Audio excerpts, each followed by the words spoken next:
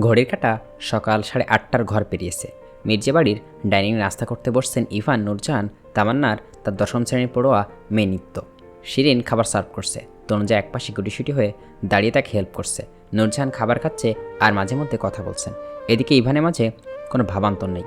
সে ডানে বায়ে না তাকে ব্রেডে ছোট ছোট বাইট দিচ্ছে। শিরিনকে উদ্দেশ্য করে নূরজাহান জিজ্ঞেস করলেন, ছোট বৌমা, ছোট খোকা দেশে কবে ফিরবে? আজ অনেক দিনই তো হলো অফিসের কাজে বাইরে গিয়েছে।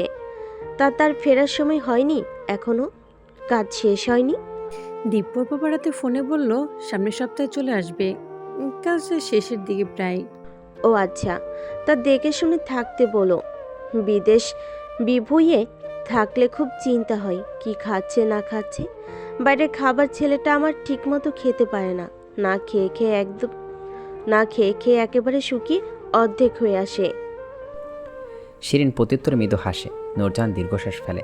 আশেপাশে তাকিয়ে শুধালেন, দিব্য দাদু ভাই কই?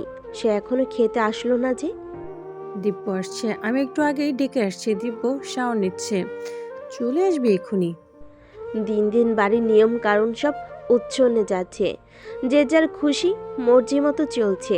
আমি বেঁচে থাকতেই এই অবস্থা। না জেনে আমার না থাকাকালীন এই সংসারে কি হয়। হাই খোদা!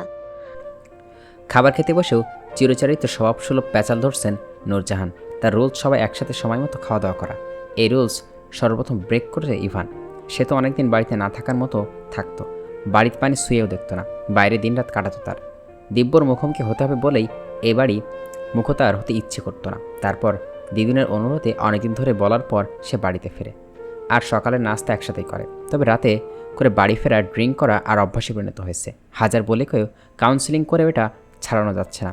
ইভান বাড়ি কারোর সাথে খুব প্রয়োজন ছাড়া কথা বলে না। আর সবার কথায় হ্যাঁ হো ব্যাস এতটুকুই। দিব্যর সাথে দিন একবার তার দেখা হয় সকালে নাস্তার টেবিলে। তবে দুইজনের মধ্যে কথা হয় না। একজন টেবিলে এক প্রান্তে, আরেকজন টেবিলে অপর প্রান্তে। দুইজন দুই মেরুতে বসে। দেখেনি এমন ভঙ্গিমায় ওরা দুইজনে। ইভান হাত বাড়িয়ে টেবিলের মাঝখান থেকে জুসের জসটা নিতে যাচ্ছিল। এমন সময় শিরিন বলে ওঠে, ইভান দাঁড়াও, তনুজা দিয়েছে। এই তনুজা, ইভানকে জুস দাও। তনুজা কিছু পল চুপ করে দাঁড়িয়ে থেকে ছোট্ট করে দীর্ঘশ্বাস ফেলে। অতঃপর টেবিলের মাঝখান থেকে ফলের জোস্টের জগটা হাতে নিয়ে ইভানের পাশে এগিয়ে যায়। গ্লাসে ঢালতে থাকে তনুজা।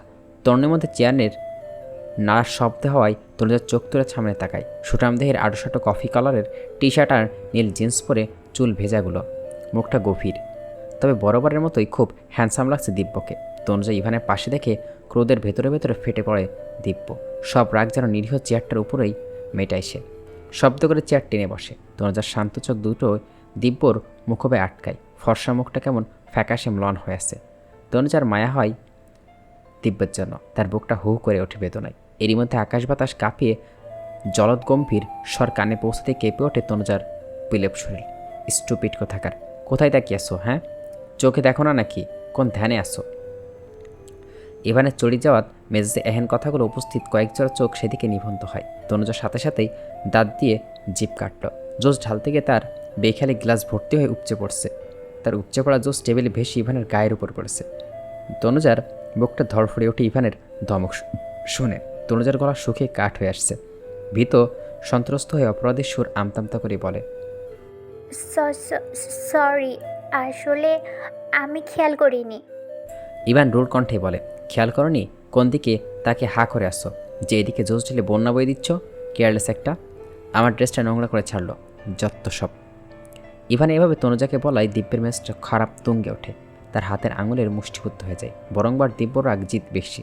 সে নিজেকে কন্ট্রোল করার বৃথা প্রয়াস চালিয়ে যায়। অবশেষে হেরে যায়। আজম খান নিজেকে দমিয়ে রাখতে না পেরে দিব্য দাঁত কিরমির করে বলে ওঠে, সামান্য একটা জুস পড়ছে, তাতে এমন কি হয়েছে? এর জন্য রাফ অ্যান্ড টাফ বিহেভিয়ার করতে হবে? আর ও ইচ্ছে করে করছে যে তুই এমন বিহেভ করছিস ওর সাথে? সামান্য একটা বিষয়ে কেউ এভাবে রিয়েক্ট করে? সবাই অবাকের চরম সীমায় পৌঁছায়। নর্মালের দুইজন কারো ভালো মন্দের কোনো ব্যাপারই মাথা ঘামায় তো দূর, বিন্দুমাত্র ইন্টারেস্ট দেখায় না। তাহলে আজ দিব্য ইভানকে উদ্দেশ্য করে বলছে? শিরিন ভয়ে ভয়ে আছে। তনুজার চোখ ছলছল করছে। ইভানের কপালে ভাঁজ পড়ে। আজ 1.5 বছর কথা হয় না তাদের দুইজনের। আজ হঠাৎ এমন কি হলো? দিব্য এভাবে বলতে গেল। ইভানের কাছে বিষয়টা ভালো ঠেকল না। তনুজার প্রতি দিব্যর এই টান, এই সহানুভূতির কথা ইভানের সহ্য হলো না। নিজেকে ইগো ধরে রাখতেই গলার স্বাদ চড়িয়ে বলল, আমি কার সাথে কীভাবে কথা বলবো তোর কাছ থেকে শুনতে হবে নাকি? ফার্দার কখনো আমার কোনো ব্যাপারে ইন্টারফেয়ার করবি না, মাইন্ড ইট। দিব্য দ্বিগুণ রাগ নিয়ে মাথা উঁচিয়ে বলে ওঠে, তোর ব্যাপারে ইন্টারফেয়ার করার জিরো ইন্টারেস্ট আমার। থেমে তাচ্ছিল্য হাসি দিব্য বড় করে শ্বাস টেনে নিয়ে রাগের দৃষ্টিতে তাকিয়ে বলে, মেয়েটির সাথে কোন কারণ ছাড়াই হুদাই রাগ ব্যবহার করলি। এভাবে চামড়ার মতো কত ধরনের আচরণ চোখের সামনে দেখে কিছু না বলে চুপ করে দর্শক হয়ে থাকতে পারলাম না, তাই বলা আর কি। এছাড়া তোর সাথে কথা বলার কোনো ইচ্ছা আমার নেই। হা! দিব্যই তাচ্ছিল্য করে বলার কথা শুনে রাগী ইভানের মুখ কালো হয়ে যায়। সে কণ্ঠে তেজ নেই বলল, আমি আমার বউয়ের সাথে যেভাবে ইচ্ছে সেভাবে কথা বলবো, তো তোর কোনো সমস্যা আছে? দিব্য চোখ বন্ধ করে নেয়, কপালের নীল রাগগুলো ফুলে উঠছে তার। ইচ্ছে করছে এই টেবিল উল্টে ফেলে দিতে, খাবার সহ সব কিছু ছুঁড়ে মাঝরাতে, তাতে কি যদি একটু রাগটা কমতো। নূরজাহান অগ্নিচক্ষু নিয়ে তনুজার দিকে তাকিয়ে আসছে। তামান্না তামাশা দেখছে, নিত্য সরু চোখে ভাইয়ের দিকে ভীতু ফেস করে তাকিয়ে আসছে। দিব্য কিছু বলবে সেই সময় শিরিন বড় বড় শ্বাস ফেলে বলে, আর দিদুন তোমাকে বলি, কি হলো না হলো আর অমনি একটা মেয়েকে ধরে বিয়ে দিয়ে দিলে, জাস্টিফাই করলে না আসল দোষীকে, মেয়েটার দোষ করছে কিনা সেই সব না জেনেই জোর করে বিয়ে দিয়ে দিলে। হা! তাও যদি একজন সুস্থ মানুষ হতো, যে নিয়মিত ড্রিঙ্ক করে সে কখন সুস্থ মস্তিষ্কের লোক হয় না। এই বিয়ে দিয়ে তোমরা তনুজার ক্ষতিটাই করছো, এর ফলাফল দেখতে পেলে তো। আজ সামান্য একটা বিষয় নিয়ে তনুজার সাথে কী এমন আচরণ করলো, 2 দিন পর তনুজার গায়ে হাত তুলবে, এর গ্যারান্টি দিতে পারবা? বলো বলো আমায়। ইভান কাছের গ্লাসে চেপে ধরছে, শক্ত করে চেপে ধরে দাঁত কটমাট করে বলল, দিদুন ওকে বলে দাও, ও কিন্তু ওর লিমিট ক্রস করছে। তনুজার বড্ড অসহায় ঠেকছে, তার জন্য আজকে এরকম হচ্ছে। তনুজার বুকটা ফেটে কান্না পাচ্ছে, তনুজার আখি জোড়া জল টলমল করছে, থরথর করে কাঁপছে তনুজা। নূরজাহান মুখ কালো করে গভীর গলায় বললেন, দিব্য দাদু ভাই, থামো তুমি। আমি অনেকক্ষণ ধরে তোমাদের অহেতুক ঝগড়া দেখে বিরক্ত হচ্ছি, দয়া করে থামো তোমরা। ইভান কিন্তু খারাপ কিছু বলেনি। বউ ভুল করলে স্বামী শাসন করতেই পারে, স্বামী তার স্ত্রীকে ধমক দিবে, এটা এমন কি ভুল হলে গায়ে হাতও তুলতে পারে। আমাদের সময় কত কি সহ্য করেছি। দিব্য ফোঁস করে নিঃশ্বাস ফেলে বলে, দিদুন তোমাদের সব সময় আর এখনকার সময় টোটালি আলাদা, আর আমি মোটেও অহেতুক ঝগড়া করছি না। এখানে দোষটা তোমার বড় নাতির, আর বিহেভিয়ার দেখে আমি বলতে বাধ্য হচ্ছি। হা! সে কেউ বলল, শোনো আমার খুব হাসি পাচ্ছে, বউয়ের সাথে কেউ যেরকম আচরণ করে, আরে বউয়ের কাজের ভুলের জন্য তো কেউ এরকম ধমকায় না। তার ছেলে করে উপহাস করে বলে রাগ কমানোর চেষ্টা করে দিব্য। তনুজা অসহায় চোখে তাকিয়ে বলে, দিব্য তুমি থামো প্লিজ, আমার ভালো লাগছে না। আমার জন্য শুধু শুধু একটা সিন ক্রিয়েট হলো। ইভান কাঁচের গ্লাস সর্বোচ্চ বল প্রয়োগ করে, তার সমস্ত শক্তি দিয়ে গাছের গ্লাসটা মুঠটি চেপে ধরে। মুহূর্তে গ্লাসটা কয়েক টুকরে পরিণত হয়। শব্দ শুনে তাকিয়ে তনুজা আর্তনাদ করে উঠল, এ কি, আপনার হাত কেটে রক্ত ঝরছে তো, কি করে গ্লাসটা ভাঙলো? ইভান, শিরিন এগিয়ে আসলো। নূরজাহান হতাশ করে, দাদু ভাই, হাই হাই, হাত কেটে রক্ত বেরোচ্ছে। তনুজা আচমকা 2 হাতে ইভানের হাত ধরে ইভানের রক্তাক্ত হাতটা তার হাতের উপরে রাখে। ছোট্ট এক টুকরো কাজ বিঁধেছিল হাতের তালুতে, তনুজা টান দিয়ে বের করে দেয়। শিরিন নিত্যকে ডেকে বলে, নিত্য ফার্স্ট এইড বক্স নিয়ে আয়। ইভান থমের শুকনো তাকিয়ে আছে, সে যেন অনুভূতি শূন্য, পাথরের মূর্তির মতো ঠাস মেরে বসে আছে সে। তনুজার চোখে মুখে অস্থিরতা, তনুজার সমস্ত মনোযোগ এখন ইভানের হাতের দিকে। ইভানের প্রতি তনুজার এই অস্থিরতা দেখে দিব্যর রাগ তত্তর করে বাড়তে থাকে। টেবিলে শব্দ করে ঘুষি মেরে দিব্য উঠে চলে যায়। পরপর ইভান এক ঝাটকায় তনুজার হাত দুটো সরিয়ে উঠে বলে, ঔষধ লাগবে না, আমি আসছি। আর একটা শব্দ উচ্চারণ করেনি ইভান, গটগট করে বেরিয়ে যায়। পেছনে শিরিন নূরজাহান ইভান ডাকতে থাকে। ইভান পিছু ফিরে তাকায় না। কিছু পর নূরজাহান তনুজার দিকে তীক্ষ্ণ দৃষ্টিতে তাকিয়ে বলে, একবার এক কাল লাগিনির জন্য আমার 2 দাদু ভাইয়ের সম্পর্ক খারাপ হলো, বুঝতে পারছি না আবার কি হতে যাচ্ছে। তামান্না চেয়ার ছেড়ে উঠে দাঁড়াতে দাঁড়াতে বিরক্তি ফেস করে বলে, এসব তামাশা আর একটু দেখতে ভালো লাগছে না। নিত্য ফার্স্ট এইড বক্স এনে বোকা বোকা চোখে আশেপাশে তাকিয়ে বলে, ভাইমনি, ইভান ভাইয়া কই? তনুজা মাথা নিচু করে নিরুত্তর থাকে। শিরিন বুয়াকে ডেকে জায়গাটা ক্লিন করতে বলে। নূরজাহান কপাল কুঁচকে বললেন, এখানে এভাবে সঙ্গের মতো দাঁড়িয়ে না থেকে যাও, যাও এখান থেকে। তোমাকে দেখলেই আমার রাগ বাড়ছে বই কমছে না। কেমন মেয়ে তুমি বলো তো আমায়। স্বামী কাটা হাত নিয়ে চলে গেল, অমনি দাঁড়িয়ে দাঁড়িয়ে দেখলে তাকে আটকাতে পারলে না। একে তো তোমার বেখেয়ালের জন্যই দু ভাইয়ের কথা কাটাকাটি হলো। তনুজা অবাক হয়, এখানে সবাই ছিল, তাকে আটকানোর দায়িত্ব কি শুধু তারই ছিল? আর যে ওভাবে চলে যায় তাকে কিভাবে আটকাবে? তারপর হাতের রক্ত দেখে তনুজা আচমকায় ইভানের হাত শক্ত করে ধরে। রক্ত দেখে তনুজার মাথা হ্যাং হয়ে আসছিল। লোকটাকে কালপাত্র বিবেচনা না করেই তনুজার হাতটা ধরলে কাছের টুকরোটা ফেলেও দেয়। এসবের পরও তনুজা কেমন? হ্যাঁ, এইসব ভেবে নিজের উপর নিজে আনমনে তাচ্ছিল্য আসে তনুজা। সময় তার আপন গতিতে চলছে, সময় পরিবর্তন হচ্ছে, দিন আসছে, রাতে রাত গিয়ে তারপরে দিন আসছে। তনুজা ভাগ্যেরই শুধু পরিবর্তন হচ্ছে না, তার ভাগ্যে তাকে শুধু কাঁদিয়ে যাচ্ছে। সে ছোট্ট থেকে সে কাঁদেই। মাঝমাতে দাদির কাছে থাকাকালীন তার কান্নাকাটির সাময়িক ছুটি নিয়েছিল বোধহয়। ভেতরে শূন্য, কষ্ট থাকলেও এই যন্ত্রণাটা ছিল না। যতই যন্ত্রণা আজ 2 দিন পাচ্ছে সে, জীবন যেন তার জটিল থেকে জটিলতর হচ্ছে। ব্যালকনিতে দাঁড়িয়ে তনুজা, গাল বেয়ে অঝরে জল গড়িয়ে পড়ছে। দৃষ্টি তার দূর আকাশপানে জল করে থাকা তারকবাজির দিকে। আকাশপানে তাকিয়ে সে মায়ের প্রতি অভিযোগ নিয়ে শত কথা বলে, ঝুড়ি ঝুড়ি প্রশ্ন পাঠায় সে, তবে তার প্রশ্নের উত্তর আসে না। আকাশের দিকে তাকিয়ে তনুজার বুক চিরে দীর্ঘশ্বাস বেরোয়। গলা পেয়ে পড়া জলটুকু হাতের উল্টো পাশ দিয়ে মুছে নেয়। মনকে শক্ত করার প্রয়াস চালায় সে। তনুজা ধরে নাই সামনের বাকি দিনগুলো এভাবে যন্ত্রণার মধ্য দিয়ে কাটবে। তার জীবন সুখের আশা করা মরিচিকার মতন। তনুজা নিজের সুখের আশা করেও করে না আর। তার বেশি খারাপ লাগছে তারই জন্য এই বাড়িতে নতুন করে অশান্তির সৃষ্টি হলো। এরকম বোধহয় রোজ রোজই হবে। এই ভয়ঙ্কর আতঙ্কে তনুজার মরে যেতে ইচ্ছে করছে, তবে বিবেক বাধা দিচ্ছে। নিজেকে শেষ করে দেওয়ার চরম বোকামি। কতই চেয়ে ধৈর্য ধরছে সে। এভাবে ধৈর্য ধরুক, জীবন বাঁকা মোড় কোথাও শেষ হয় তাই জানার আগ্রহ তনুজার। তবে তার মন বলে তার জীবনে মোড় ঘুরে ফিরে অথই সাগরে কষ্টের বুকে গিয়ে শেষ হবে।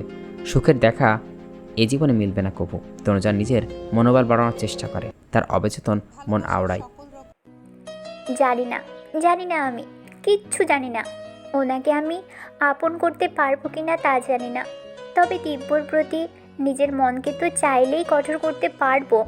দিব্যর প্রতি এক বিন্দুও দুর্বলতা রাখা আমার জন্য পাপ হবে। হে খোদা, তুমি সাহায্য করো, আমি যেন দ্রুত আমার অতীত ভুলতে পারি। রাতের খাওয়ার টেবিলে দিদুনের বলা কথা স্মরণ হয় তনুজা। দিদুন তাকে জিজ্ঞেস করে ইভানকে সে ফোন করেছে কিনা, ফোন করে কখন আসছে তা জেনেছে কিনা। তনুজা কোনো জবাব দিতে পারে না, কারণ সে তো কল করেনি। আর কল করা তো দূরের কথা, একবারও খোঁজ নিয়ে হাতের অবস্থা কেমন জিজ্ঞেস করার কথাই তার মাথায় আসেনি। দিদুন এই নিয়ে খানিকটা রাগ করে। কেমন বউ, সারাদিন একটাবার ফোনও দিয়ে শোনেনি। শিরিন সুলতানা বলেছেন ইভানের সাথে দ্রুত সম্পর্কটা স্বাভাবিক করে নিতে, আর ওইদিকে দিদুন তো আসেনি। উফ, তনুজা হতাশ নিঃশ্বাস ফেলে। তনুজার জন্য গ্রো আপ করা এতটা সহজ নয়। তারপরও মানুষটা কীরকম, এক্ষেত্রে তনুজা কী করবে ভেবে পাচ্ছে না। সেদিকে তাকাচ্ছে, সেদিকেই ধুতুর মনোভূমি দেখতে পাচ্ছে তনুজা। দীর্ঘক্ষণ ব্যালকনি থেকে অতঃপর তনুজা রুমে গিয়ে সোফায় বসে। শরীরটা ক্লান্ত থাকায় চোখ দুটো বুঝে আসে তার। সোফায় গা এলিয়ে দিতেই ঘুম পড়ে সে। রাত 11:30 বাজে। পুরো বাড়িতে নীরবতা বিরাজমান। ইভানের কাছে চাবি থাকে, নিজের দরজা খুলে ভেতরে আসে সে। প্রতিদিনের তুলনায় আজকে একটু আগেই ফিরেছে সে। আজকে মাত্র এক প্যাক হুইস্কি খেয়েছে সে। অফিসে আজকে সারাদিনটা তার কেমন যেন অস্থিরতা ঠেকেছে। আবার প্রতিদিন যেখানে বাড়ি ফিরতে ইচ্ছা করে না, আজ কেন জানি সন্ধ্যা থেকেই বারবার বাড়ি ফেরার মনে হচ্ছিল। ইভান ভেজানো দরজা এক হাত দিয়ে ঠেলে রুমে প্রবেশ করে, তারপর দরজা লক করে দেয়। দুপা এগোতে দৃষ্টি যায় সোফায় ঘুমিয়ে থাকা তনুজার দিকে। ইভান পূর্ণ দৃষ্টিতে তাকায়। দরজার মায়াভরা মুখটা একদম নিষ্পাপ লাগছে। শ্যামবর্ণ মুখটা চোখের কোণে জল শুকিয়ে দাগ হয়ে আছে। মেয়েটা অনেক কেঁদেছে, এই দাগ তার সাক্ষী। হঠাৎ ইভানের খারাপ লাগলো। ইভান এক হাত নিয়ে নিজের মুখ চেপে ধরে। জানে না সকালে হঠাৎ তার কী হয়েছিল। এখন মনে মনে সে একটু বেশি খারাপ আচরণ করে ফেলেছে। এটা ঠিক হয়নি। একটা অসহায় মেয়ের সাথে রুড আচরণ করা তার মোটেও উচিত হয়নি। সকালে ইভান যখন লক্ষ্য করে গ্লাস ভরে জুস পড়ে আসছে, সেই সময় তনুজাকে বলতে যাচ্ছিল। এমন সময় ইভান খেয়াল আসে তনুজা দিব্যর দিকে তাকিয়ে আছে। কেন জানি এটি দেখে ইভানের মাথা বিগড়ে যায়। তিশার কথা মনে হয় তনুজাও বোধহয় সুদর্শন দিব্যকে আকর্ষিত হয়েছে। ইভানের মনে হয় সবার এই মেয়েও তিশার মতো তার শ্যামবর্ণ গায়ের রঙকে কুৎসিত বলে। ফর্সা হ্যান্ডসামকে দিব্যকেই চাইবে। এইসব ভেবে তার কেমন একটা নিজেকে এলোমেলো লাগে। আর সেই জন্য তনুজার সাথে রুড় আচরণ করে ফেলে। তারপর দিব্যকে তনুজার হয়ে ওভাবে বলা যেন আগুনে ঘি ঢেলে দেওয়ার মতনই হয়। ইভানের রাগ আগুনের মতনই দাউ দাউ করে বাড়তে থাকে। ইভান অসময়ে গিয়ে ফ্রেশ হয়ে নেয়। পোশাক পাল্টে সবুজ টি শার্ট আর কালো ট্রাউজার পরে গায়ে জড়ায়। চুলগুলো হাত দিয়ে ব্রাশ করে নিতে চোখ সোফায় যায়। তনুজা একটু নড়ে। হাত দুটো মাথার নিচে দেয়। তনুজা পেট থেকে কাপড়টা সরে গিয়ে মসৃণ মেধহীন পেট দেখা যাচ্ছে। বুকের উপর থাকা আঁচলও একপাশে সরে যাচ্ছে। ইভান স্বপ্ন ঢোক গেলে নাই। তার পুরুষের নজর সে ঘুরিয়ে নেয়। ইভান বিছানায় বসে তার বিবেকে বাঁধছে। মেয়েটা সোফায় কীভাবে শুয়ে আসছে? পাশ ফিরতে গেলে যদি পড়ে যায়? এভাবে ঠিক হচ্ছে না। আবার বাইরে বৃষ্টি হচ্ছে। সারাদিন গুড়ি গুড়ি বৃষ্টি হচ্ছে। সন্ধ্যা থেকেই ছিল না, আবার খানিক আগে থেকেই ঝুম বৃষ্টি শুরু হয়েছে। আগের ওয়েদারটা ঠান্ডা। তনুজা গুটিসুটি হয়ে শেয়ার করান, কারণ ও বোধহয় শীত লাগছে। ঠোঁট দুটো থেকে কাঁপছে। অনেকক্ষণ দ্বিধাদ্বন্দ্ব থাকার পর ইভান তনুজার কাছে এগোয়। আজমকা তনুজার মুখের উপর থাকা চুলগুলো এক হাত দিয়ে সরিয়ে দেয় ইভান। তারপর সকল দ্বিধা কাটিয়ে তনুজাকে কোলে তুলে নেয়। আগোছালো তনুজাকে বিছানায় শুয়ে দেয়। তারপর লাইটটা নিভিয়ে ডিম লাইট জ্বালিয়ে নিজেও একপাশে শুয়ে পড়ে। তনুজার শীত অনুভব হচ্ছিল। তনুজা ঘুমের মধ্যে এগিয়ে আসে, ইভানের গায়ের সাথে গা লাগিয়ে জুবুথুবু হয়ে শোয়। মেয়েলি শরীর গায়ের সাথে লাগানো ইভানের শরীর শিহরিত হয়। ইভান দুহাত দিয়ে তনুজাকে দূরে সরিয়ে দেয়। পরপর চাদর টেনে তনুজার গায়ের উপর দিয়ে দেয়। বড় বড় শ্বাস ফেলে ইভান উল্টো পাশ ঘুরে ফিরে পড়ে।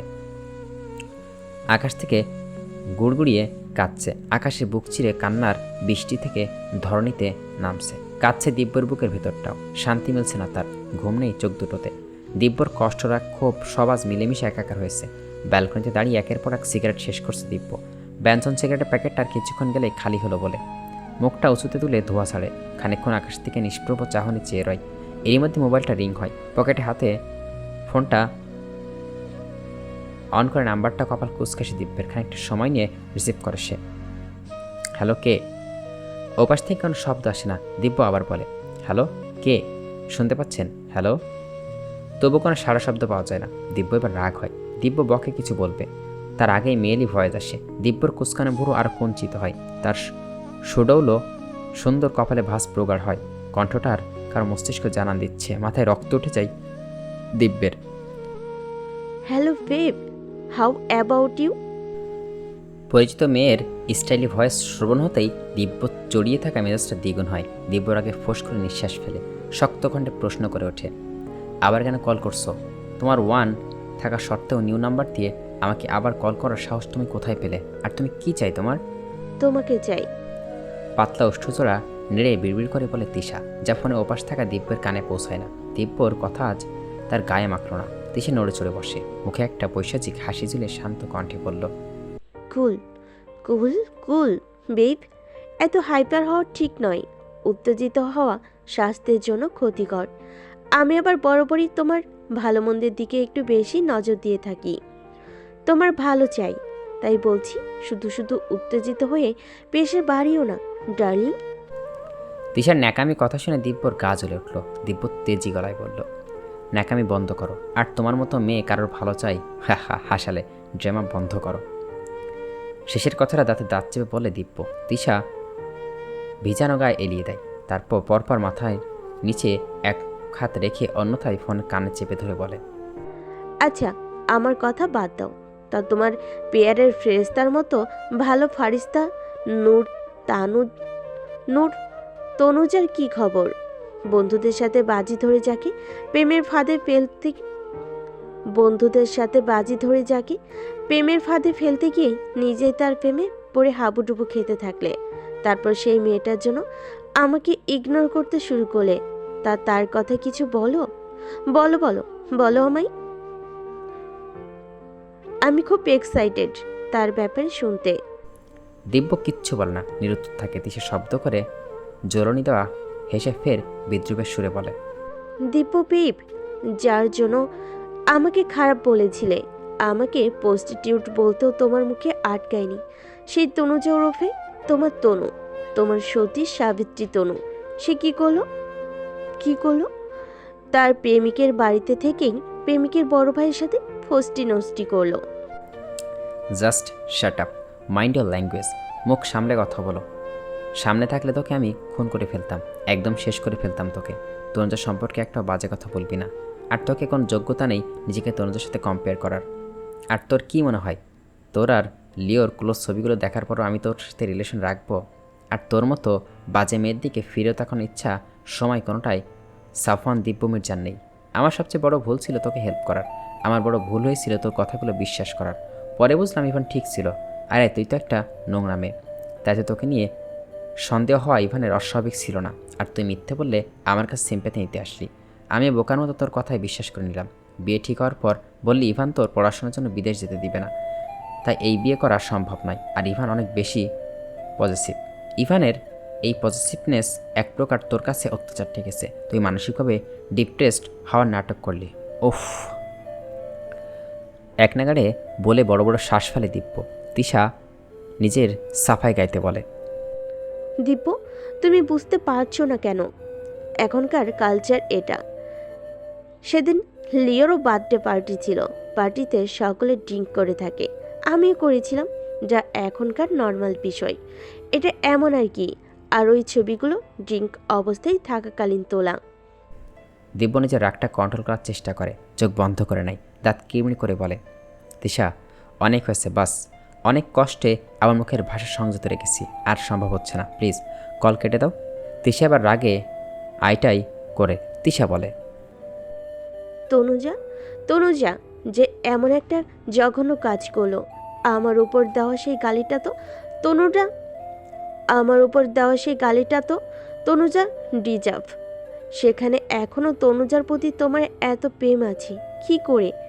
আমার মাথাই ধরছে না।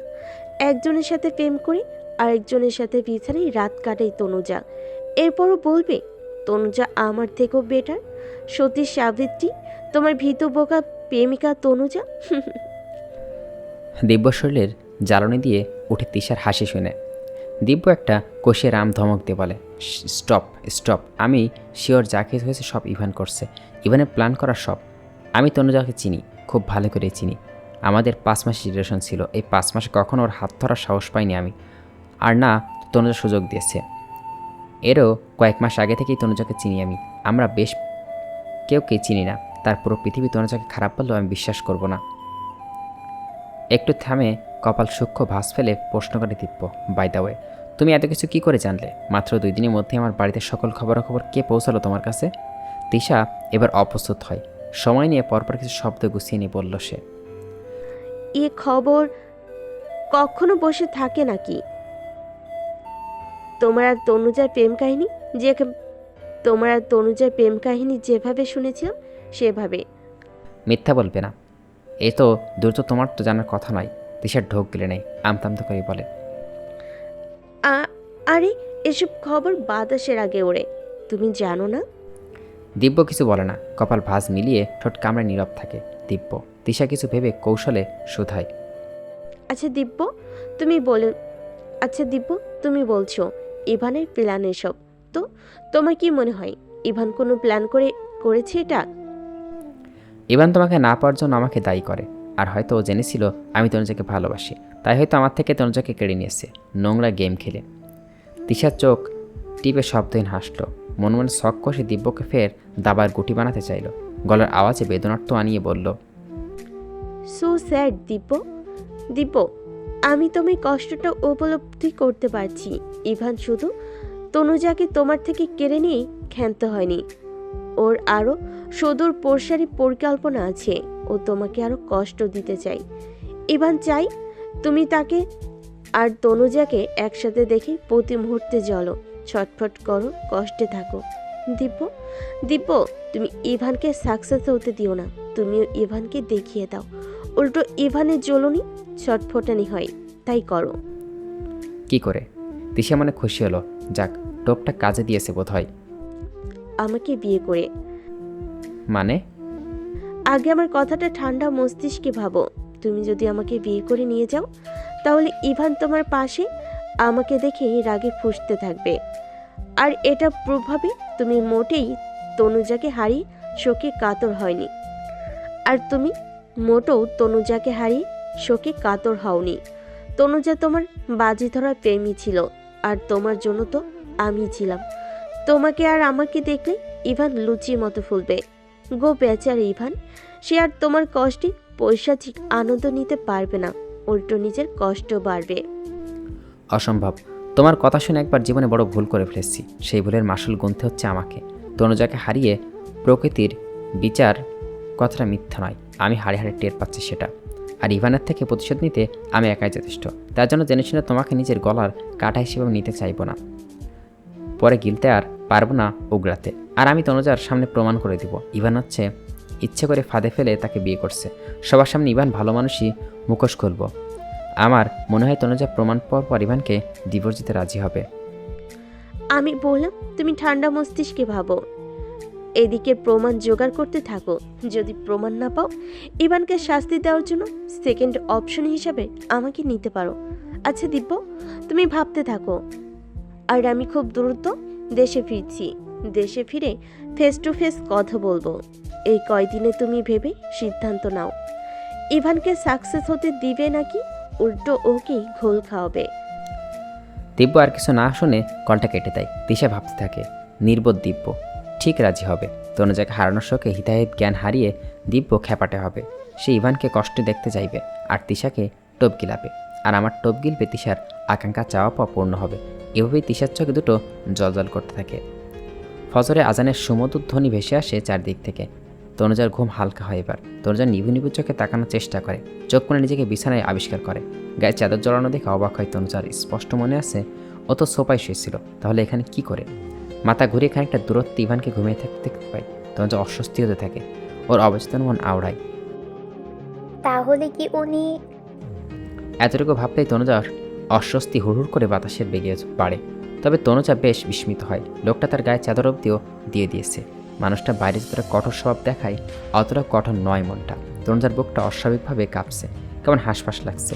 ডিম লাইটের সবুজ আলোয় ঘুমন্ত ইভানকে বাচ্চাদের মতো নিষ্পাপ লাগছে। শ্যামবর্ণের মুখটা থেকে কেমন মায়াময়ী দ্যুতি ছড়াচ্ছে। তনুজার দূরে দূরে কাঁপতে থাকা বুক নিয়ে নির্মিষেই চাহনি থেকে চেয়ে থাকলো মুখটাতে। পরপর দৃষ্টি ঘুরিয়ে উঠে হাঁটু ভাঁজ করে বসে, দুহাতে হাঁটু জড়িয়ে মাথা হাঁটুতে ঠেকিয়ে কিয়ক্ষণ চোখ বুজে থাকে। ভোরবেলায় অস্থির লাগছে। এভাবে অনেকটা সময় কাটে। তারপর উঠে অজু করে নামাজ পড়ে নাই তনুজা। সকালের শিনের সাথে রান্না করে তনুজা। পুরো সকালে তার কিচেনেই কাটে। তনুজার দাদিও কে রান্নাঘরের কাজ সব কাজ শিখেছিল। যদিও দাদি কাজ করতে দিত না তেমন, তারপরেও শিখিয়ে দিয়েছিল নিজ হাতে।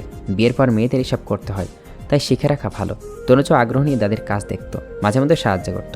সেই থেকেই রান্নাঘরের কাজগুলো তার আয়ত্তে। তনুজা নিস্তেজ হয়, রোবটের মতন কাজ করছিল। ছিল না মুখের হাসি আর না তো উৎফুল্লতা। রান্না শেষে টেবিল সাজিয়ে রুমে যায় তনুজা। কিচেনে কাজ করতে গিয়ে গরম লেগেছিল খুব। আগুনের তাপে থেকে মুখটা কেমন চলছে। মুখের পানি ঝাপটা দেওয়া জরুরি, আর বাতাসে বসে একটু জিরানোও দরকার। রুমে পা দিতে দেখতে পায় পরনে off white pant, navy blue shirt গায়ে জড়ানো ব্যস্ত ইভান। চুপচুপে ভেজা চুলগুলো মাথা ছড়িয়ে কপালে এলোমেলো হয়ে লেপটে আসে। তনুজা সেদিকে তাকিয়ে আর দ্বিতীয়বার না থেকে সোজা ওয়াশরুমে ঢোকে। পরপর হাত দুটো হ্যান্ডওয়াশ দিয়ে ধুয়ে নিয়ে মুখের পানির ঝাপটা দেয়। ওয়াশরুম থেকে বের হয়ে দেখে ইভান শার্টের বোতাম লাগাচ্ছে। ইভানের দৃষ্টি আয়নায় ছিল। তনুজা খানিকটা দূরত্বে পিছনে দাঁড়িয়ে এদিকেই তাকায়। হঠাৎ দুইজনের চোখাচোখ পড়তেই তনুজা তড়িঘড়ি করে দৃষ্টি নামিয়ে নেয়। ইভানের থেকে দৃষ্টি লুকাতে শাড়ির আঁচল টেনে মুখ মুছতে ব্যস্ত হয়। ইভান বাম হাত দিয়ে ধীরে ধীরে বোতাম লাগাচ্ছে। তনুজার কোনা চোখে তা দেখল। বাম হাত দিয়ে ডান হাতে শার্টের অস্তিন গোটাতে থাকে ইভান। তনুজার অবচেতন মন ভাবে, এবার কি করে জিজ্ঞেস করব, হাতের অবস্থা কেমন? পরপর অদৃশ্য এক দ্বিধা এসে জড়ো হয়। তনুজা দ্বিধা আর দ্বন্দ্বের মধ্যে নিজেকে জড়িয়ে ফেলে। সোনার হয়ে ওঠেনি। ডান হাতের শার্টটা আস্তিন গোটানো হয়, বাম হাতের আস্তিনে গোটাতে গিয়ে সমস্যায় পড়ে ইভান। তনুজা চোখের কোণে ইভানকে লক্ষ্য করছিল। ইভান ডান হাতের সাহায্যে বাম হাতের অস্তিন গোটাতে গিয়ে বারবার কপাল কুঁচকে নিচ্ছে। হাতের তালুতে কাটায় টান লাগতে ব্যথায় কপাল কুঁচকে যায় ইভানের। তনুজার চোখ তুলে তাকিয়ে বিষয়টা দেখে। ইভানের সেটা অস্তিন গোটাতে গিয়ে বারংবার থেমে যাচ্ছে। তনুজা হঠাৎ কী হলো? ওর ভেতরে কোমল সত্তাকে বারবার উস্কাতে থাকে ইভানের হেল্প করার জন্য। আর ও স্মরণ করতে থাকে লোকটা তার কেয়ার নিয়েছে, এই মুহূর্তে তাকে সাহায্য করা জরুরি। আচমকা তনুজা ইভানের সামনে গিয়ে দাঁড়ায়। ইভানের দিকে পলক তুলে তাকায়, একদম মিহিস্বরে বলো, আপনার হাতে বোধহয় লাগছে, আমার কাছে দিন, আমি করে দিচ্ছি। ইভান পূর্ণ চাহনিতে তনুজার দিকে তাকালো। কেন জানি না না করতে পারলো না। চুপচাপ নিজের ডান হাতে সরিয়ে নিল।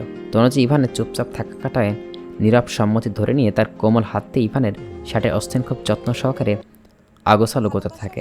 ইভানের নিটরে ধূসর চাহনি তনুজার মায়াবী মুখখানা নিবদ্ধ হয়েছে। ভাসা ভাসা চোখ দুটো ইভানের হাতের দিকে তাকিয়ে। কালো চিকন ভুরুচোড়া ভেজা ভেজা, কপালের উপর ছোট্ট ছোট আবদ্ধ চুলের বাতাস নৃত্য করছে যেন। ইভানের কাছে এই দৃশ্যটা সুন্দর লাগলো। সে চেয়ে চেয়ে দেখতে থাকলো। শার্টের গায়ের সাথে আটোসাটো হয়ে থাকা হাতটাও তেমন আটোসাটো। গোটাতে গিয়ে তনুজার বেশ বেগ পেতে হচ্ছে। ইভানের লোমজ হাতের সাথে তনুজার হাতের ছোঁয়া লাগছে, আর যেন বিদ্যুৎ স্পর্শ হচ্ছে এমন ঠেকেছে তনুজার। সহজ কাজটা অতটাও সহজ নয়। এখন মনে হচ্ছে তনুজার অস্বাভাবিকভাবে বুক কাঁপছে, তার গলাটাও শুকিয়ে যাচ্ছে, হাত দুটো রীতিমতো কাঁপছে। কাঁপা কাঁপা হাতেই গোটানো শেষ করে জোর করে শুকনো হেসে সরে দাঁড়ায় তনুজা, নিজেকে স্বাভাবিক দেখাতে হঠাৎ শুধায়, কাল খাবার খেয়েছিলেন কিভাবে? না মানে হাত জ্বলেনি? ইভান আর্চিকে তনুজার আরেক কপাল দেখে চিরুনি বাম হাত দিয়ে চুলগুলো পরিপাটি করতে করতে জবাবে বলে, স্পুন দিয়ে। তনুজা ছোট্ট করে বলে, ওহ বলে আর বাক্য ব্যয় করে না। আর তার মনে হয় না সে হয়তো বোকা একটা কথা বলে ফেলেছে। নাস্তা করতে বসছে সবাই। তনুজা শিরিনের উদ্দেশ্য করে বলে ফেলেছে, দিব্য কই, খেতে আসলো না যে? থাক মা, আসেনি যখন পরে এসে খেয়ে নেবে। চোখে চোখে আরও কিছু কথা হয় শাশুড়ি বউয়ের। নূরজাহান আর কথা না বাড়ালো না, থাকবে। কালকে টেবিলে দুই ভাইয়ের ঝগড়া হলো, এখন সামনাসামনি না হয় ভালো। শেষে রাগঢাক করে একজনকে খাবার খাবে না হয়তো। শিরিন তনুজাকে ডেকে বললেন, তনুজা, তুমিও বসে পড়ো, অনেক বেলা হয়েছে। সমস্যা নেই আন্টি, আমি পরে বসবো। তনুজা নিজের স্বরে জবাব দেয়। শিরিন অমায়িক হেসে বলে, পরে কেন, বসো তো। এতবার বলছে, সেখানে এত ঢং কিসের? বুঝি না বাপু, আমাদের সময় শাশুড়িরা একবার কিছু বললেই টু শব্দ তো দূর, অমনি অক্ষরে অক্ষরে পালন করতাম। তনুজার কথা আর না বাড়িয়ে চেয়ার টেনে বসে পড়ে। নিত্য নানু অপুর দিকে সরু চোখে চেয়ে বিড়বিড় করে বলে, নানু আপুর তো কথা একটাই, আমাদের সময়, আমাদের সময়। এই আমাদের সময় বলে জিকির তোলে। আমার ভীষণ দেখার শখ, নানু আপু যেভাবে বলে সেভাবে সব করেছে কিনা। ইস, যদি একবার টাইম মেশিন করে দেখতে পারতাম তাহলে খুব ভালো হতো। নূরজাহান খাবার খেতে খেতেই বললেন, বোয়া একটু আগে আমার কাছে এসেছিল, আজ দুপুরে সে নাকি আসতে পারবে না। ছোট বৌমা তো একটু পরে অফিসে যাবে। এই যে নাট বউ, তোমাকে বলছি, কি রান্না করা লাগবে সব শাশুড়ি থেকে শুনে নিও, নিজে সবটা রান্না করবে, বুঝেছো? তনুজা কলের পুতুলের মতন ঘাড়টার কাত করে হ্যাসযোগ জবাব দেয়। নিত্য হঠাৎ কিছু মনে হতেই বিস্ময় নিয়ে বলে, আমি তো একটা কথা বলতেই ভুলে গিয়েছি, কালকে কোচিং থেকে ফিরতে বুয়াকে দেখলাম। তামান্না মেয়ের ধমক দিয়ে থামিয়ে দেয়। কর্কশ গলায় বলল, স্কুল টাইম হয়ে যাচ্ছে, তাড়াতাড়ি খাও। খাওয়ার সময় তোমরা কথা বলতে হয়। রোজ রোজ তুমি কোনো না কোনো কারণে লেট করে ক্লাসে ঢোকো, আর স্কুল থেকে এই নিয়ে আমার কাছে কমপ্লেন আসে। মায়ের বকনিতে নিত্য মুখটা ছোট হয়ে একটুখানি হয়ে যায়। সে আর কথা না বলে চুপটি মেরে যায়। তামান্না খাবার চিবোতে চিবোতে বলে, আজ নীতি আসবে, নীতির জন্য কি রান্না করা লাগবে আমি বলে দিব। নীতির খাবারের ঝাল একদম কম দিবে। তনুজার উদ্দেশ্য করে তামান্না বলে। তনুজা বারবার মতো নিশ্চুপ থাকে। নিত্য এক্সাইটেড হয়েই বলে, ও অপু আসবে, দারুণ মজা হবে।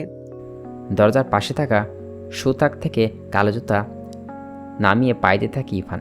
উবু হয়ে এক হাত সাজা জুতা পরিয়ে গলেই নিজে থাকে। এমন সময় পান চিবোতে চিবোতে নূরজাহান হাঁক ছেড়ে রাখলেন, দাদুভাই আজ বিকেলের দিকে চলে এসো, নাত বউকে নিয়ে কেনাকাটা করতে যাবে।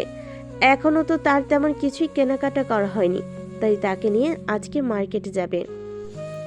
তনুজার টেবিল থেকে প্লেট সরিয়ে কিচেনে যাচ্ছিল। এমন সময় কথাটা তার কানে আসে। ইভান পরপরই বলে উঠল, আমার কাজ আছে, আমি যেতে পারবো না। ও মা, তা বললে হয়? বিয়ে হয়েছে, এবারই বসে, তার ভরণ পোষণের দায়িত্ব তোমার। আমি টাকা দিয়ে দিব, যা লাগে কিনে নিতে বলো, নূরজাহান গভীর গলায় বললেন। বাড়ির বউ একা একা কেনাকাটা করতে যাবে? এখনকার দিনকাল ভালো না। না না, এই দিদুনকে নিয়ে আর জ্বালা। এখন এটা ভালো না, ওটা ভালো না, সবসময় মনে হয় তার সময়ই ছিল। আশ্চর্য। ইভান ব্যক্তির চবর্গীয় শব্দ উচ্চারণ করে। একা যেতে সমস্যা হলে নিত্যকে দেখে নিয়ে সাথে নিতে বলো।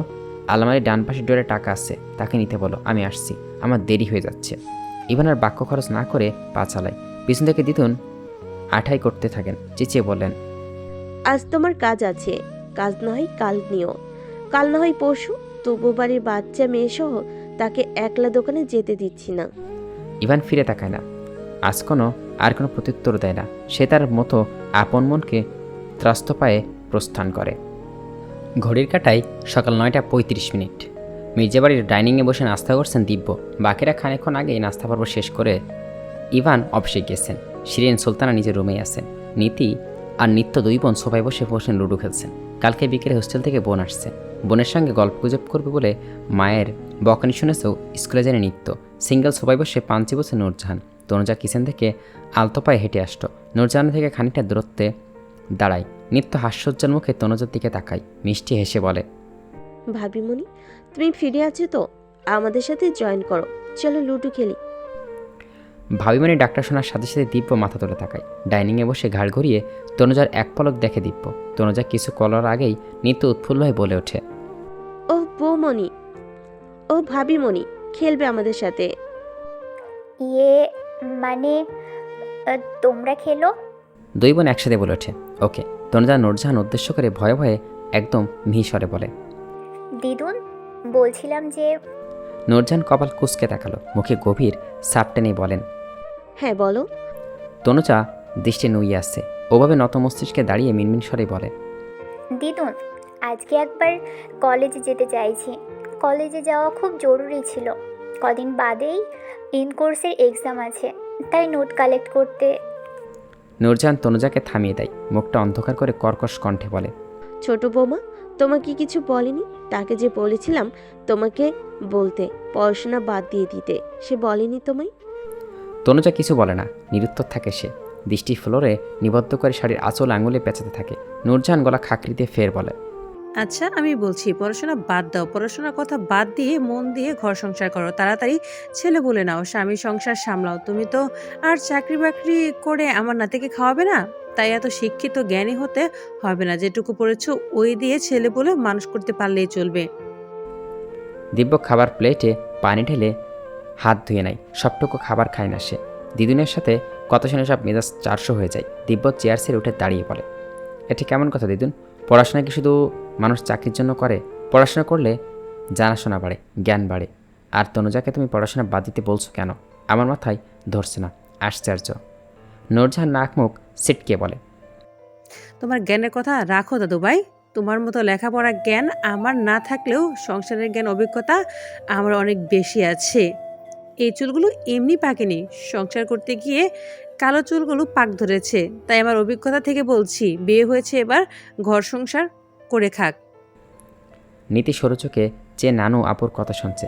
অনেক কষ্টে সে হাসিটা চেপে রেখেছে। ফিক করে হেসে ফেললো, আবার মহাবিপদ হবে। নানু আপু অসন্তুষ্ট হবে, সাথে ফ্রিতেও প্যাচাল ধরবে। দিব্য বিরক্ত স্বরে বলে, দিদুন বাদ দাও তো, তোমার সেকালে ধ্যান ধারণা। আর তনুজা কলেজ যাবে, সামনে ওর পরীক্ষা। তাই শুধু শুধু তনুজাকে নূরজাহান একটু ধমকে বললে, আর এই যে দাদু ভাই, তুমি বা কিসের লেখাপড়া করছো যদি তোমার মধ্যে আদব কায়দা না থাকে? যে লেখাপড়ার এক পয়সাও দাম থাকলো, এই যে বারবার তুমি একটা জিনিস লক্ষ্য করছি, তুমি তনুজা তনুজা বলছো। বড় ভাইয়ের বউকে কেউ এইভাবে সম্বোধন করে? বলো আমায়।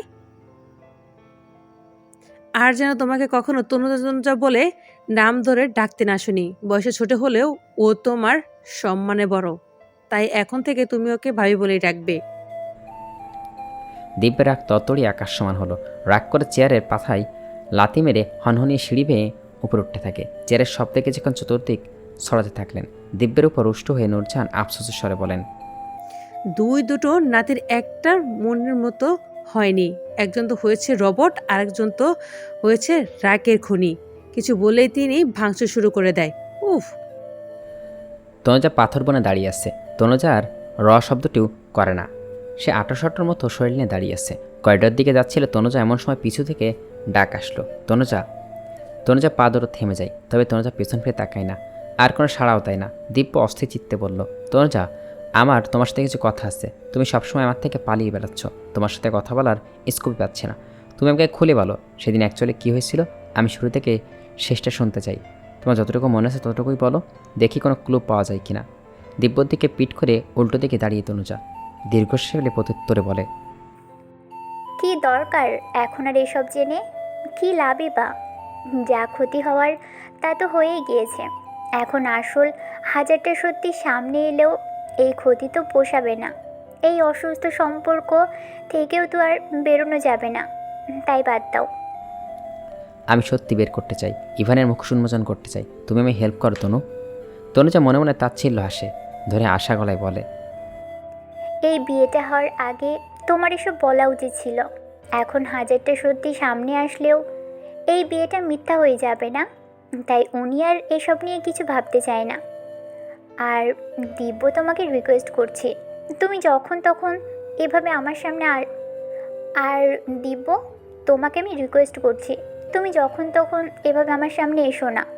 সেদিন আন্টি তোমার সামনেই তো বলল, আর যে কেউ দেখলেই আমাকেই দোষারোপ করবে।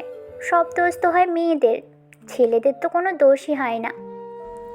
দীর্ঘশ্বাস ফেলে তনুজা থেমে থেমে বলতে থাকে, জানি না আমি নিজেকে কতটা গুছিয়ে নিতে পারবো, তবে চেষ্টা করব।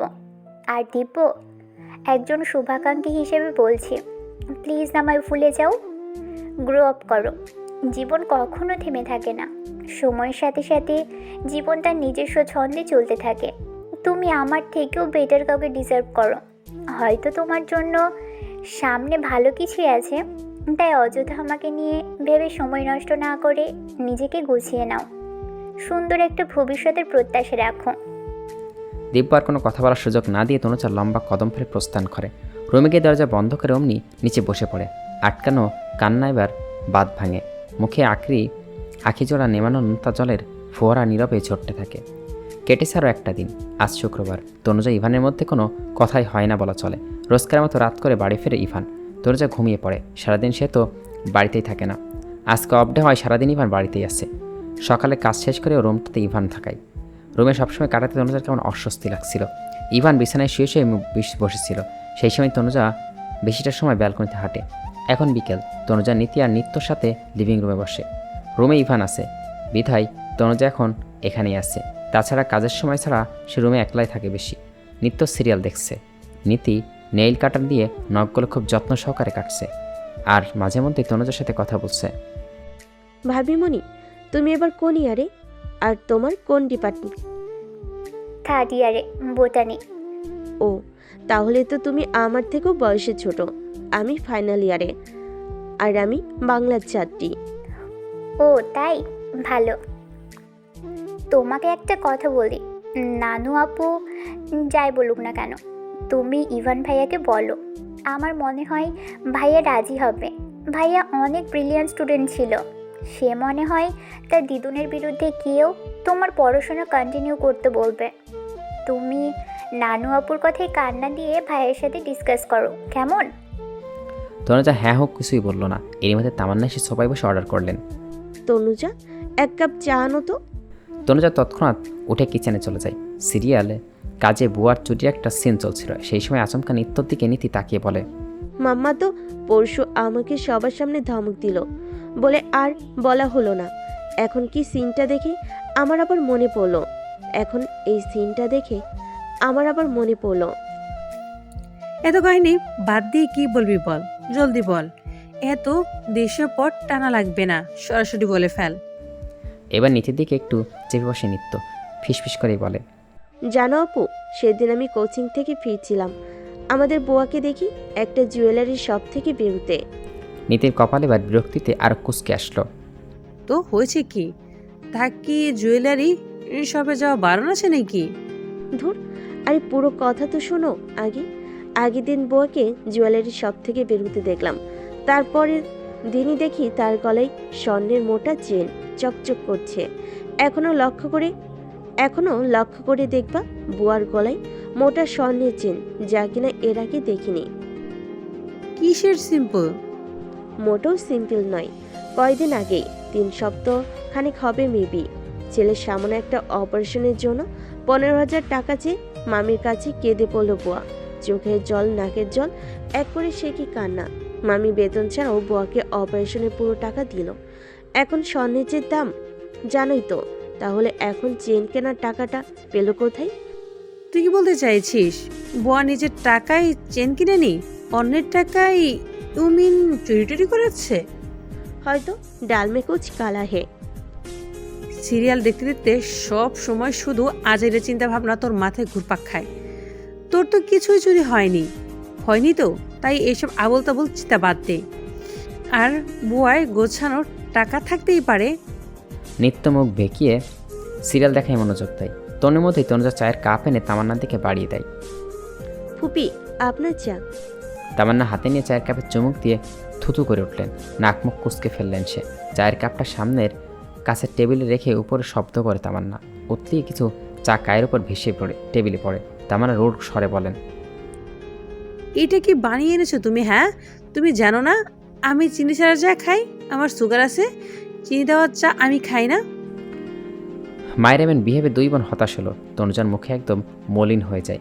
দিঘির জলের মতো শান্ত স্বচ্ছ চোখ দুটো ছলছল করে ওঠে। তনুজা ম্লান হেসে আওড়ায়, সরি, আসলে আমি জানতাম না।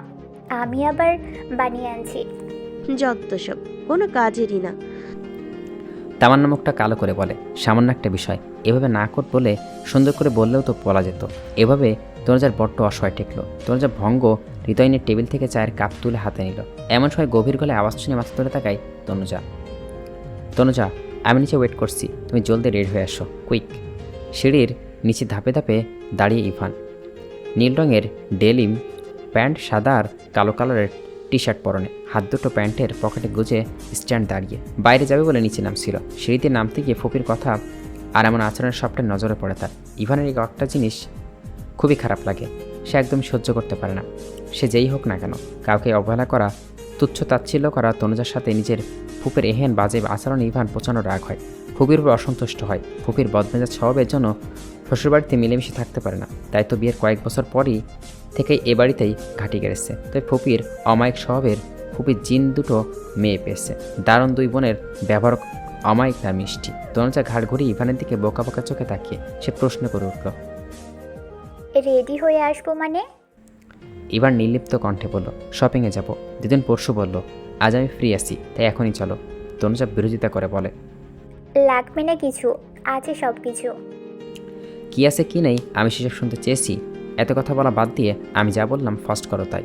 তনুজা দীর্ঘশ্বাস ফেলে হাতে থাকা কাপটা এদিক বের তাকায়। ফের খানিকটা দূরত্বে দাঁড়িয়ে ইভানের দিকে তাকিয়ে বলে, ফুপিকে চা দিয়ে আসছি। ইভান জলদ গভীর স্বরে বলে, বউ আছে, সে দিবে, আর না হয় যার যেমন পছন্দ তেমন করে নিজেকে বানিয়ে নিবে। হাতের কাপটা ওখানে নামিয়ে রাখো তুমি, আমার হাতের সময় নেই। তুমি 5 মিনিটের মধ্যে রেডি হয়ে আসো। তনুজা আইগুলো করতে থাকে। ইভান স্বর উঁচিয়ে বলে, বাংলা কথা বুঝতে পারোনি? এখন এইভাবে দাঁড়িয়ে আসো যে, হাত থেকে কাপটা ওখানে নামাও অ্যান্ড গো ফাস্ট। তনুজা এবার একটু কেঁপে উঠল। তামান্নার মনে মনে অপমানিত বোধ করে। ওরা দুই বোন না শোনার ভান করে আসে। নীতি নখে নেল পালিশ লাগাচ্ছে আর মিনিট মিনিট করে হাসছে। তনুজা কাঁপতে কাঁপতে চায়ের কাপের টেবিলের উপর নামিয়ে রাখে। তারপর রুমে যায়। তামান্না রাগে সাপের মতো ফুসছে। ইভান কি করে বউকে দিয়ে কাজ করাতে দিবে না বলে নীরব প্রতিবাদ জানালো। ভাইপোর বউয়ের প্রতি আধিক্যতা দেখে পিঠ জ্বলে থাকে তামান্নার। তনুজার সাথে তামান্নার এরূপ বিহেভ দেখে ইভানের মেজাজটা খারাপ হয়। বাড়ির কারোর কোনো ব্যাপারেই সে মাথা ঘামায় না, কিন্তু আজ তনুজার সাথে রুর আচরণ দেখে নিজেকে দমিয়ে রাখতে পারল না। তনুজার আর বাকি সম্পর্কটাও স্বাভাবিক নয়। সরাসরি কিছু বলে ডাকতেও পারছে না ইভান। তাই শপিংয়ে যাওয়ার কথা বলে তনুজাকে দ্বিতীয়বার চা বানানোর সুযোগ দেয় না ইভান। এটা ছিল তার দিক থেকে ফুপির প্রতি নীরব প্রতিবাদ। ইভান সিঙ্গেল সোফায় বসে পায়ের উপর পা তুলে বসে ফোন স্কল করে। তনুজা রেডি হয়ে এসে দাঁড়াতে ইভান বসা থেকে উঠে দাঁড়ায়। কিছু না বলে পা চালায় সে। তনুজা বিরস মুখ বয় করে পিছু পিছু যেতে থাকে। নীতি মাত্র নখে নেল পালিশ ঠোঁটগুলো গোল করে ফু দিয়ে ওদের দুজনকে এক পলক দেখে। তনুজার গায়ে আলফি কালারের শাড়ি বেশ দারুণ লাগছিল। নীতি পেছন থেকে চেঁচিয়ে বলে, ওয়াও, দারুণ লাগছে ভাইমণি তোমাদের দুজনকে। তোমরা তো দেখছি দারুণ শ্যাম কাপড়, সুন্দর। অন্দরমহলের মেইন ফটোতে ঢুকতে ইভান আর তনুজাকে দেখতে পায় দিব্য। ইভানের পিছন তনুজা, দেখেই বোঝা যাচ্ছে কোথাও যাচ্ছে হয়তো। রাগী দিব্য রাগ মুহূর্তে আকাশ ছুঁয়ে যায়। তারপর নীতি কথা কানে যেতেই মেজটা আরও তিরিক্ষিত হয়ে যায় তার। পরপর আঙুলের ডোগায় থাকা বাইকের চাবি হাতের মুঠে মুষ্টিবুদ্ধ করে নেয় দিব্য। ইভান দিব্যকে দেখেও না দেখার মতো করে তা পাশ কাটিয়ে চলে যেতে থাকে। তনুজা একবার ডান দিকে তাকায়। দিব্যর চোখে চোখ পড়তেই তড়িৎ মাথা নিচু করে নেয়, সাথে পায়ের গতি বাড়িয়ে দেয়। দিব্য ঘাড় ঘুরে এক দৃষ্টিতে তাকিয়ে ওদের দুইজনে যাওয়ার দিকে দেখতে থাকে। রাগ কবে ফেটে পড়ে দিব্য রাগি যেতে মন মস্তিষ্ক তৃষ্ণার কথা মনে করিয়ে দেয়। সে কি করে ভাবতে পারে ইভানের পুরো ক্ষত দগ্ধ করার জন্য সে কি তিশাকে এ বাড়িতে আনবে? শহরে যানজট কোলাহলময় রাস্তা দিয়ে ড্রাইভ করছে ইভান। পাশের সিটে তনুজা বসে, দৃষ্টি তার জানালা দিয়ে বাহিরে। দুইজনেই বড্ড চুপচাপ আছে। পিনপিতেন নীরবতা দুজনের মধ্যে। ইভানের বাড়ি কল্যাণপুর। শ্যামলনীতে আসতে ট্রাফিক সিগন্যালে লালবাতি জ্বলে উঠল। দুহাত স্টিয়ারিংয়ের উপর রেখে আর চোখে তনুজার দিকে তাকায় ইভান। তনুজাকে জড়স হয়ে আসে বসে। কিছু পল পরে ইভান দৃষ্টি সরিয়ে সামনে তাকায়। সবুজ বাতি জ্বলে উঠছে, গাড়ির হর্নের শব্দ তীব্র হয়। পিছনে থাকা সব গাড়ি যেন খুব তাড়া সামনের গাড়িগুলোকে চলতে শুরু করে। ইভান গাড়ি চালু করলেন। বসুন্ধরা সিটি শপিং মলের পার্কিং লটে গাড়ি দাঁড় করে ইভান। পরপর নিচে নেমে তনুজার পাশের ডোর খুলে দেয়। তনুজার শাড়ির কুচিটি এক হাতে ধরে অগসর নামে। ইভান আগে, তনুজা তার পিছু। কয়েকটা সিঁড়ি ভেঙে উপরে উঠতে ভেতরে ঢোকে তারা। এত বড় কমপ্লেক্স, তার চতুর্দিকে আভিজাত্যের ভরপুর। এত ভড়ক দেখে তনুজার কেমন অস্বস্তি থাকে। এসবের মাঝে নিজেকে বেমানান লাগে তার। তনুজার চোখে কালমনি ঘুরিয়ে ঘুরিয়ে চশমাটা এক পলক দেখে। ইভান প্যান্টের পকেটে দুহাত গুজে হেঁটে সামনে এগোচ্ছে, তনুজা তার পিছনে। ইভান অ্যাক্সিলেটরের সামনে দাঁড়িয়ে পিছু ফিরে তাকায়। তনুজা দু কদম পিছিয়ে ছিল। পাশাপাশি আসতে ইভান পা বাড়িয়ে অ্যাক্সিলেটরে দাঁড়ায়। তনুজা তার পিছনে। ইভান অ্যাক্সিলেটরের সামনে দাঁড়িয়ে পিছু ফিরে তাকায়। তনুজা দু কদম পিছিয়ে ছিল। পাশাপাশি আসতে ইভান পা বাড়িয়ে অ্যাক্সিলেটরে দাঁড়ায়। তনুজা ভয়ে ভয়ে পা ফেলল। আগে কখনো এভাবে ওঠেনি, বিধায় তনুজার মাথাটা কেমন চক্কর দিয়ে ওঠে। ডাল সামলাতে না পেরে আচমকায় এক হাত ইভানের বাহু খামচে ধরে। তনুজার পেলব শরীর ভয়ে কেঁপে উঠছিল।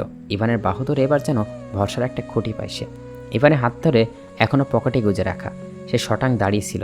তনুজা এত জোরে খামচে ধরেছে যে নখ বিঁধে গিয়েছে।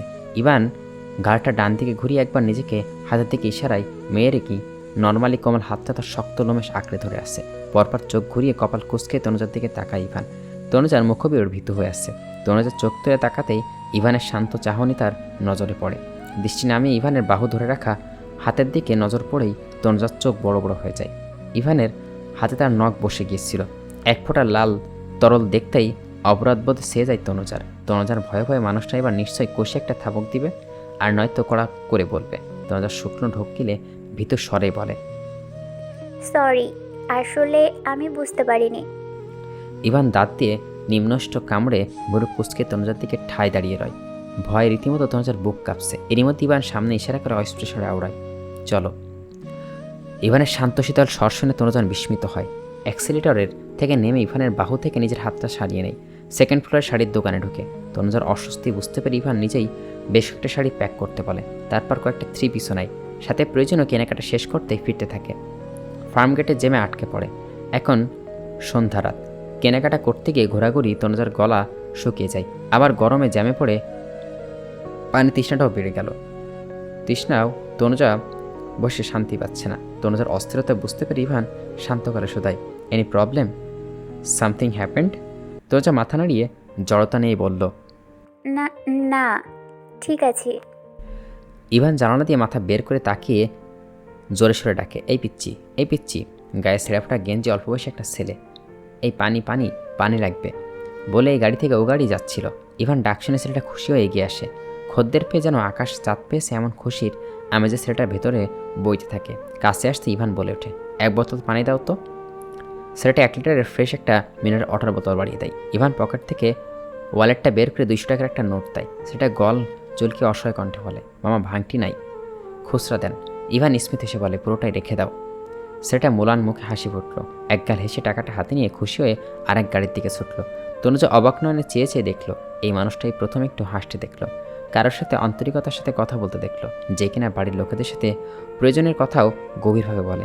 ইভান তনুজার দিকে বোতল বাড়িয়ে দিয়ে বলে, নাও, তোমার কথা এটা প্রয়োজন। তনুজা আরেক দফা চমকালো। লোকটা কি করে জানলো তার পানি পিপাসা পেয়েছে? তনুজা পিপিট করে তাকিয়ে ইভানের হাত থেকে পানির বোতলটা নেয়। বোতলের ক্যাপটা খুলে ধীরে ধীরে পানি খায়। এদিকে কি করবে তাই ভেবে দিশাহারা দিব্য। ঘরময় অস্থিরতা পায়চারি করছে। রাগ করে রাতে ডিনার করতে নিচে যায়নি সে। মা এসে ডেকে গিয়েছে, খাবে না, ক্ষুধা নেই বলেছে। আর দিব্য জানে মাম্মাম ঠিকই সব কাজ শেষে খাবার নিয়ে আসবে। এত সেটাও বলে ইমোশনালি ব্ল্যাকমেল করে অল্প করে হলেও খাওয়াবে। হাঁটছে আর 2 হাতের আঙুল ঘষে বুদ্ধি বের করার চেষ্টা করছে। রুমের দরজা বরাবর এসে দাঁড়িয়ে এই নীতির গলা শুনতে পায়। সিঁড়ি নিয়ে আসছে তার নিত্য জোরে সোরে কিছু বলছে। দিব্য রুমের সামনে দাঁড়ায়। নিত্য 2 বোন ডিনার শেষে করিডোর দিয়ে নিজের রুমে যাচ্ছিল। এমন সময় নীতি, এই নীতি, আমার রুমে একবার আয় তো। নীতির চোখ উট পাখির মতো আকার হয়, যেন দিব্যের কথাগুলো শুনে থমেই দাঁড়িয়ে রয়। দিব্য বিরক্তিও বলে, কথা আছে তোর সাথে। নীতি পাশ থাকা বোনের দিকে তাকিয়ে বলল, তুই রুমে যা, আমি আসছি। দিব্য বিছানায় 2 হাত ঠ্যাস দিয়ে পা ঝুলিয়ে বসে। নিত বেশ খানিকটা দূরত্বে বিছানায় একপাশে পা দোলাচ্ছে। দিব্য বলে, আমার মনে হয় সেই দিনের সত্য ঘটনা সবার জানা উচিত। আসলে সত্যটা বের করতে তনুজার থেকে ডিটেলস সব শুনতে হবে, যেখান থেকে ক্লু নিয়ে মূল কালপেটকে বের করতে হবে। সেদিন তনুজা কী করে ইভানের রুমে ছিল জানতে হবে। অ্যাকচুয়ালি কী ঘটছিল সেটা জানা জরুরি। নীতি বড় করে হাই তুলল, তাই দেখে দিব্য দাঁত কিমির করে বলল। সে খুব সিরিয়াস হয়ে বলেছে, আর একটা হাই তুলছে। কোষে একটা ধমক দিতে ইচ্ছে হলো। কোনো রকমে রাগটা কন্ট্রোল করে দিব্য ধমকের স্বরে ফের বলে, আমি কি বললাম শুনেছিস তনুজাকে? আবার তুমি তনুজা বলছো? নানা অপর্ণা তোমাকে ভাবি বলতে বলো? সে না তোমার থেকে সম্পর্কে বড়। দিব্য চর শক্ত করে বলে, নীতি তোর নীতি বাক্য রাখ, আমার কিন্তু মেজাজটা খারাপ। তুমি একটা কথা বলো তো আমায়, বলো তো শুনি। বলো, কোন সময় তোমার মেজাজ ভালো থাকে? আমি তো কখনো তোমার মেজাজ দেখিনি। যখন দেখি তখনই তো রেগে থাকতেই দেখি। মেজাজ তো তোমার সবসময় 440 ভোল্টেজেরই হয়ে থাকে। সেখানে নতুন আর কি মেজাজ খারাপ হবে? থাম, আর যা বললাম তাই করবি। তুই সবটা শুনে আমাকে জানাবি। নীতি ভাবলেশীন থাকে। দিব্য ধমক রাগ তোয়াক্কা না করে সে গা ছাড়া ভাব নিয়ে লিপ্ত কণ্ঠে বলে, আচ্ছা, এখন পুরনো কাসুন্দি ঘেটে আর কি হবে? যদি সেদিন ওদের মধ্যে কিছু হয়েও থাকে, ওরা তো এখন দম্পতি, তাই ব্যাপার না। যা হওয়ার হয়েছে বাদ দাও তো তুমি। তার চেয়ে তুমি যদি বলো তুমি কাকা হচ্ছ কবে, এই খবর জানতে এক্সাইটেড হলে এই ব্যাপারে আমি তোমায় হেল্প করতে পারি।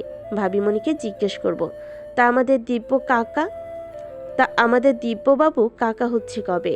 সে তো কাকা হওয়ার জন্য ব্যাকুল হয়ে আছে। তোমরা ফার্স্ট বেবি নাও, আর তাকে দিব্য হাত উঁচিয়ে এক আঙুল দিয়ে দরজা বরাবর তাক করে চোয়াল ঝুলিয়ে চেঁচিয়ে বলে, out, get out of my room. ফোঁস করে নিঃশ্বাস ফেলে রাগটা কমানোর চেষ্টা করে। থেমে দাঁত কিমির করে বলে, এখনই আমার রুম থেকে বেরো। 1 সেকেন্ডের মধ্যেই আমার চোখের সামনে থেকে যা। অনেক কষ্টে নিজেকে কন্ট্রোল করেছি। তুই আমার ধৈর্যের লিমিট ক্রস করে গিয়েছিস। নীতি ফট করে বসা থেকে উঠে দাঁড়ায়, এক আঙুল নাক ঘষে বলে, আরে যাচ্ছি, মোটেও তোমার এখানে থাকার ইচ্ছে নেই আমার। এমনিতেই রাত, তারপর বাড়িতে যা শুরু হয়েছে, আমি তো এখনো বেশ ভয়েই আছি। রাতে একলা রুমে তোমার সাথে আছি বলে নানু আপু না জোর করে ধরে বেঁধে তোমার সাথে জুড়ে দেয়। দিব্যর চোখ দুটো রাগে লাল হয়ে টটবল করে আসছে, যেন চোখ দিয়ে ভস্য করে দিবে। নীতি তোয়াক্কা না করে এসবের সে মুখ ভেঙেই বলে, গেলাম, টাটা, বাই বাই। নীতি যেতেই শব্দ করে দরজা লাগিয়ে দেয় দিব্য। নীতি তাকে তনুজার বাচ্চারও কাকা বানিয়ে দিল। রাগে হিতাহিত জ্ঞান হারিয়ে ড্রেসিং টেবিলের সামনে থাকা পারফিউমের ভারী বোতলটা হাতে নিয়ে আয়না বরাবর ছুঁড়ে মারে। সাথে সাথে কাজটা ভাঙার শব্দে ঘরমায় ছড়িয়ে পড়ল। পরপর বিছানায় বসে দুহাত দিয়ে মুখ চেপে ধরে থ মেরে থাকে দিব্য। তখন তনুজাকে বাড়িতে নামিয়ে দিয়ে ইভান ওর মতো গাড়ি নিয়ে চলে যায়। এখন ঘড়ির কাটা রাত 12টাও ঘরে। ইভান মাত্র বাড়ি ফিরল। রোজকার মতো মদ পান করে বাড়ি ফিরেছে সে। এটা তার নেশায় পরিণত হয়েছে। দিদিন কত করে বলেছে সে ছাড়তে পারে না। মদ না খেলে চোখে ঘুম আসে না। মানুষ অভ্যাসের দাস, এই তার অভ্যাসে পরিণত হয়েছে। রুমে ঢুকে ইদানিং প্রথমে নজর যায় বিছানায়, যেখানে গড়িশুটি মেরে শুয়ে আছে এক রমণী। মেয়েটা খুব ঘুম কাতুর। ইভান বিছানায় বসে এক পায়ের উপর আর এক পা তুলে কেটস খুলতে থাকে। তনুজার দিকে হঠাৎ নজর পড়তে ইভান ঢোক গেলে ইভানের নিঃশ্বাস ভারীকৃত হয়ে আসে। সব কিছু গোছালো হলেও ঘুমিয়ে পড়ে মেয়েটা এলোমেলো হয়ে যায়। এই যে মসৃণ পিঠ দেখা যাচ্ছে, ব্লাউজের গলা বড়, তারপর আঁচলটা এলোমেলো হয়ে একপাশে অবহেলায় পড়ে আসছে। এই দৃশ্য যে কোনো পুরুষকেই আকর্ষিত করতে যথেষ্ট। ইভানের পুরুষের নজর আজ যেন বিহায়া হতে চলেছে। না ছিল ঘুমন্ত রমণীকে অপদমস্তক নজর বোলায় সে। কেমন একটা অনুভূতি শিহরিত হয় ইভানের তনুমন। তারপর নেশা অবস্থা থাকায় কেমন চুম্বকের নাই টানছে। ইভান লম্বা শ্বাস টেনে নিয়ে উঠে লাইট বন্ধ করে দেয়। আজ আর ডিম লাইটে চালায় না। রুমের অন্ধকারটা করে সে শুয়ে পড়ে। ইভানের ভেতর অস্বস্তি কাজ করছে, ঘুম আসছে না। শুয়ে নাড়াচাড়া করতে থাকে। কোলবালিশের ওপাশে আরামসে নিশ্চিন্তে ঘুমাই যাচ্ছে তনুজা। দুইজনের মাঝে থাকে ইয়া বড় একটা কোলবালিশ, যেন ভারত পাকিস্তানের বর্ডার। পাখির কিচিরমিচির শব্দে ঘুমে হালকা হয় তনুজার। আর আমরা ভেঙে উঠে বসে তনুজা। এমন সময় গভীর গলার আওয়াজ আসে, এরপর থেকে শাড়ি পরবে না তুমি, 3 পিস পরবা। জানার পর্দা গলিয়ে সকালের এক ফালি রোদ রুমে ছড়িয়ে পড়ছে, যার দরুন মৃদু আলোকিত তনুজা পিটপিট করে চোখে ইভানের দিকে তাকায়। ইভান দুহাত বালিশ ছাড়িয়ে উবু হয়ে শুয়ে আছে। তনুজার তাজ্জব বনা যায়। অবাকের সুরে প্রশ্ন করে ওঠে, মানে? কিন্তু কেন? আপনার দিদুনি তো শাড়ি পরতে বলে, 3 পিস পরলে বকাঝকা করে, তাই তো? ইভান চোখ দুটো বুজে রেখে জবাবে বলে, সারাদিন শাড়ি পরতে থাকলেও 3 পিস পরবা। যদিও ড্রিঙ্ক অবস্থা থাকলে আমার নেশে ধরে না, কিন্তু রোজকার যদি কেউ সিও স্কোরটা এলোমেলো হয়ে থাকে তাহলে তো সমস্যা, কোন দিন অঘটন ঘটে যায়। পরপর মস্তিষ্ক সজাগ হতেই তনুজার অস্বস্তি হয়, বিষয়টা টের পেয়ে ভীষণ লজ্জিত হয়। ইস, আগে থেকেই তার শোয়া ভালো নয়। দাদি এই নিয়ে মজা করে অনেক কথাই বলতো, তাই ইভানের কথাটা পুরোপুরি বিশ্বাস হয়। লজ্জায় তনুজার মাটি খুঁড়ে লুকাতে ইচ্ছে করছে। 3-4 দিন পর বরন্ত বিকেলে কফি শপে নিরিবিলি পরিবেশে কর্নারের টেবিলে একটা ছেলে আর একটা মেয়ে বসে। মেয়েটার মায়ে ওস্টার্ন পোশাক, ব্রাউন কালার করা চুলগুলো কাঁধের উপর একটু নিচে, রোজ চশমা মাথার উপরে তোলা। সামনের চেয়ারে বসা ছেলেটার মুখ গভীর হয়ে আছে।